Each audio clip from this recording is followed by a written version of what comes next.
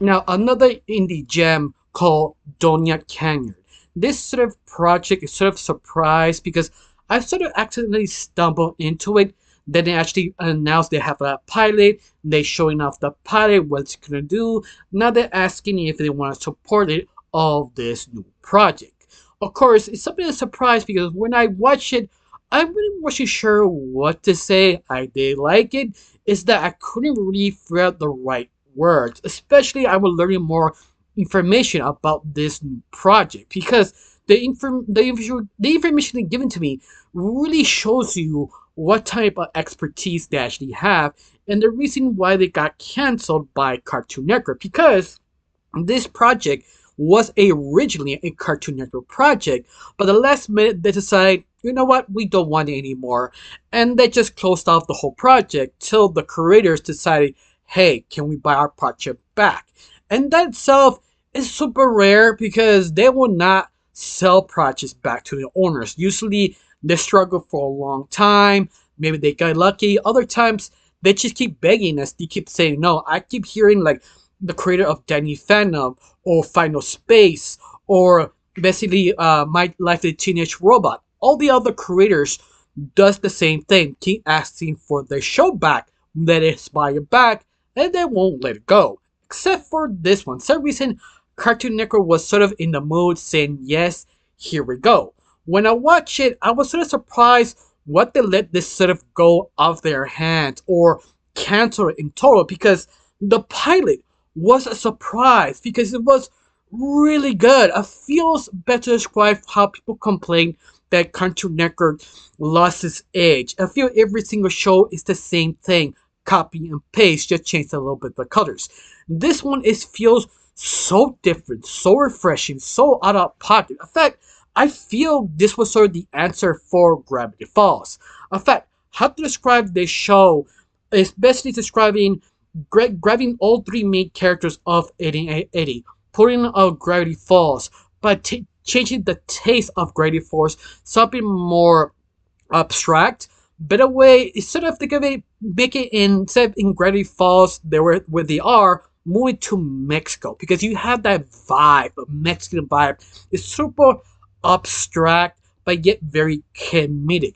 It's so different that you cannot compare any library from Cartoon Network. In fact, if you told me this is a Mexican cartoon, I completely believe you because the vibe feels so much Mexican. Yeah, I don't need Mexican culture, just the vibe. You've never been to Mexico. Mexico is very abstract. You just walk a few steps and you feel it. You feel around the culture, you feel the house and how the buildings, the clothes. You feel that sort of stuck in the 90s. And I think that was sort of maybe the idea of it, especially how they introduced everything. What I mean is, watch the intro. Just the intro itself is just give you a sort of vibe you can't describe. It feels almost nostalgic kind of vibe. If you never feel nostalgia, watch this intro by itself. You get what I mean. That sort of hot summers, they had nothing to do, trying to help your parents in the summer, or you go hang out with your friends, trying to watch Saturday morning cartoons, watching sort of kind of like Power Ranger ripoffs, and there's sort of this weird vibe. They can't put your finger on it.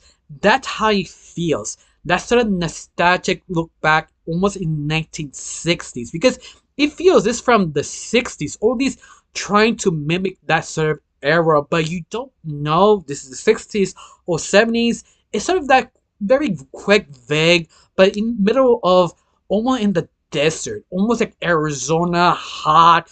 You can't breathe. You have to bring your umbrella because the sun is just strong. That's the best way to describe everything, but it works so well. Now, before I get started, before I break it down, what is Donut City? My name is Rachel. I like to talk about animation, not just animation, the reviews, first impressions, cartoon theories, and sometimes, if I have some spare time, cartoon breaking news. Of course, you like how it's going and like to help my channel, putting a like, comment, and share. That's the only thing you do. If not, that's okay. If you do, thanks to you, I'm getting close to my main goal of 2,000 subscribers. And yes, I am getting close. Thanks to everyone putting a like, comment, and share. Thank you.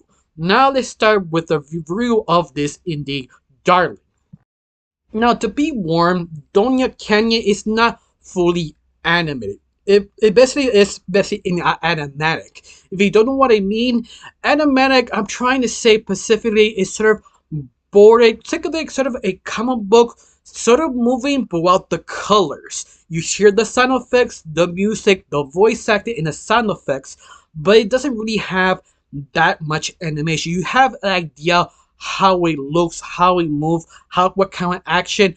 Everything is there except the animation that needs to fully improve it. If you want to see how it looks like, just watch the intro and just watch the episode by left from right. You see it, yeah. I can see what it could be because this is sort of indie. That's the best we can do it. But I have to say, god damn, even like missing the animation, this thing slaps hard. Now, the whole story of Donut Canyon, what I understand, basically you follow three little characters, or basically teen or tweens. Basically, you have our main lead, Border, that he is basically a normal kid who wants to be a normal kid because he can actually see the future. He has dreams, predictions, but it doesn't leave him alone because life became so predictable. And I think this is the reason why he kind of got close to the two best friends he has because with them, he cannot really predict things, whatever is happening in that moment. But the weird thing is, that he feeling something's off with the town. He can't put his finger on it because everything sort of getting close to with the librarian, where you hear something like a sound that he don't know what it is, but he sort of curiosity and his friends force him to find out what's going on. But once more, that's sort of what I learned in the side stories because the main part they don't explain, you just go with it. If you want more details, you have to pretty much watch the sort of kind of mini shorts explaining each specific character to get the idea of what's going on. Just to let you know, when you start watching how I explain, they don't show you yet. They explain that in the intro and a little explanation they have in the sides, not the main pilot. Now, you also talk about the second character, Bonnie. And this is the point I said it feels something from Eddie, specifically one of the characters, because Bonnie feels like Eddie, that he's double talks, trying to convince everyone, yeah, I can do psychic for a fee, I can read your mind for a fee, but at the end, it's sort of a lie that she's just a card artist to get extra money, but yet she knows so many little things because she's heavily reading books from little things to understanding them. She is the basically ask me anything, I probably should know it, whatever subject matter we're trying to look for. And she does deliver that sort of vibe in the pilot, but not yet fully. But yet I understand why Stan sticks with her because she's so random out there sometimes. It gives you something on a left field. You can see how he feels normal with her. This is where you have a tight relationship. Of course, let's talk about our final character, Julie. Now, describe her, she is basically the muscle of the group. She's 12, but she's unusually strong and big for her age. That anything goes wrong, she's the one who taken down in the more or figure out the certain scenario to get the team out. She does care about her friends, but yet she doesn't want to look weak around them. That's why she sort of have this sort of act. At least that's what sort of pitch, but the side stories how to fully explain who she is. In the main pilot, she is more the same what she the little explanation what she does, but she's not yet fully sure it because it's just a pilot and the pilot is just basically 6 minutes long. But yet it still pulls off, yeah, she's a strong big girl who thinks on her feet. But for right now, all three of them do sell the story. You see the chemistry, how each character kind of influence the other one doing certain things, especially all the weird things of what's going on in Doña Canyon. Now, in the episode, Border sort of kind of questions what kind of seed was given to him one of her friends that he quite doesn't understand what is this because he planted it, but yet the things he planted wasn't vegetables. They were sentient creatures who are basically kind of like squatters or something like that. They're basically vegetables who came alive, become sort of a cult membership, taking around his home, a main lead's home that is a hotel, and now he and his friends trying to figure out, okay, what's going on? What are you? Should we take you down? In a way, yes, because that's a cult. They're little vegetables who force you to worship them, sacrifice, and take your money. Exactly like a cult works. But I love it. It's sort of a weird abstraction of what these creatures are because they're vegetables. How they came back to life. And they just don't know how this happened. The only thing you know, yeah, this group of kids need to take these vegetables down because they're sort of responsible, and also one of the characters is his own home, is the hotel. So it's sort of obvious they need to take him down. But I love it. It sort of have this weird, sassy humor. It's kind of dark. It's sort of like Courage the Cowardly Dog, but sort of more darker humor. Think of it a little bit like a Vader Sim, but not yet fully there. But it's sort of the funness and the randomness, the scenario makes this pilot very intriguing. I think one of the best moments to describe is how Border attempted to explain of this sort of vegetables. You should stop what you're doing, or we stop you. And the vegetable said, "So what? Make us." And the only problem is basically 100 versus 3, so everything went completely random. One of the best moments is the fact they convinced him to cross the water lake. Specifically, was sort of the swimming pool in the hotel to get the other people so they can enslave them. You think, well, they go around it. No, no, no. They're making a huge scene, something out of like a great epic film. They create boats, they create slavery, thunderstorm, water, this big epic movement. You just hear this grand music hitting hard, but you realize they're in a small, basically pool with small little boats, and the kid just looking at this like, they didn't say it, but they just look at it saying like, why they don't go around? Like, why you have to make so much noise, so much drama? Oh, that's the joke. They don't say it. They just look at it like, okay, this is unexpected. Okay, this is your thing. Cool. But besides that, I think that's what it make it so refreshing and unique. It's sort of abstract comedy. I think the best way to describe it. But all of that, it make this sort of interesting, especially the little nuggets they drop in this pilot, because this show or this indie is all about the long game, because they drop in little hints something bigger is coming. Specifically, how one of the leaders of the cult call off one of the main leads. It's like they drop like a little hint, like your dreams, right? That you see something happening with us, we can help each other. So I can help you stop having those dreams. That sort of futuristic look in the future. That help us help you. And the main lead says, no, I'm good, because it's sort of obvious you're kind of crazy. And they attempted to stop them, and they did, except for the leader. That's the thing that just grabbed my attention, because the leader was supposedly let go to go to college.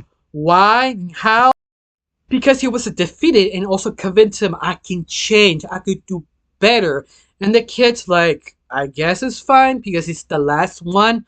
But what it does kind of took me out of it. Not I mean out of it as a bad thing. It's almost give me a little respect, because when this creature, this potato, whatever this is, go in the bus, sit down the back of the bus, and just let the music go, it kind of blew me away. This almost was a smart thing to do, because you just see the reaction of this sentient potato or whatever vegetable this thing is, realizing he has nothing. He has now go to college, but then that is sort of a question. Even that the kids wasn't sure was a good idea to let him go to college. They know it's a trap to let him go, but you don't know he will fulfill his promise, or he's full of himself, or what. But they have that sort of hidden doubt focus on the potato. It's just so weird, abstract, but you get it. You could feel he lost. He got nothing. And that's just the deepness what this pilot trying to give you. It's one of those that you have to recommend rewatch it a couple of times to really get what it's trying to do, especially with the music. And on top of this, the art, because the art and music, both of them complement this pilot so well. It feels so refreshing, unique, out there because it have that aesthetic, the sort of between 60s and 70s, that's sort of about to be the 70s, the hairstyle, the clothes, even the art feels something from the 60s maybe. Please correct me, I don't know my time period correctly. I don't know if it was supposed to be 60s or maybe 70s or maybe more early than that, maybe 50s. But the music, the art, the vibe, that's the thing that sticks to you. It wanted to be scary but still kid friendly or family friendly, but it works so well. It's nothing like it on right now, any indie project or any main project, because it's so aesthetically pleasing, unique, a lot of vibes. I can't really describe it. It's so many words I want to say, but it works so well. All the characters are likable, but I wish the episode was a tad longer. Possibly the next episode will be longer if they have the funding, because they are asking me if you like this show, you want to help us, please support us on Patreon. FYI, if you like this series, you also are that type of person who actually give money to patrons. This is one of them. It's a sort of good idea if you want to help. If not, if you don't have the money, just watching the series, putting a like, putting a comment, and subscribe on that channel, and tweeting about it helps a lot. Any little thing does help indie projects. Just remember, sometimes one tweet helps another person retweet what you tweet and make it a bigger fandom to know this exists. All of that, I can't say much because this thing was really impressive. It's also how the comedy was funny, was interesting, but be aware the comedy it wasn't the main focus. It's sort of the vibe in the relationship, how everything works. The first episode is just to show you what we're gonna give it to you, and the little hints we give you something bigger, like the librarian that is not yet shown up of this pilot. The intro shows her, but she basically the main villain, the one who basically maybe manipulated everything, maybe the one who said all the weirdness of this town. We don't know. We don't know if it's connected to a main lead. A lot of questions, and I'm okay just waiting to see the next episode. Hopefully get enough popular to have more episodes, more work for them, and more fees to make better of this project. Just cross your fingers, and I highly recommend it. This thing, it is great. I can't really say much negative. I don't think I said anything negative about it. The only thing I said, only thing you want to think is negative is too short. It's obvious because it's indie that I wish this was sort of longer to really understand the characters, but this is fine. This is the only complaint. If that's the only complaint, that means you did it right. Of course, hopefully the next episode won't take long. Hopefully they do have the money. But besides that, can't say much. Have you seen this? How you feel about it? Do you like it? Do you hate it? Tell me down below. Let me know. Honestly, I got nothing else to say. Just thank you for watching. Don't forget to subscribe and have a wonderful day. Bye.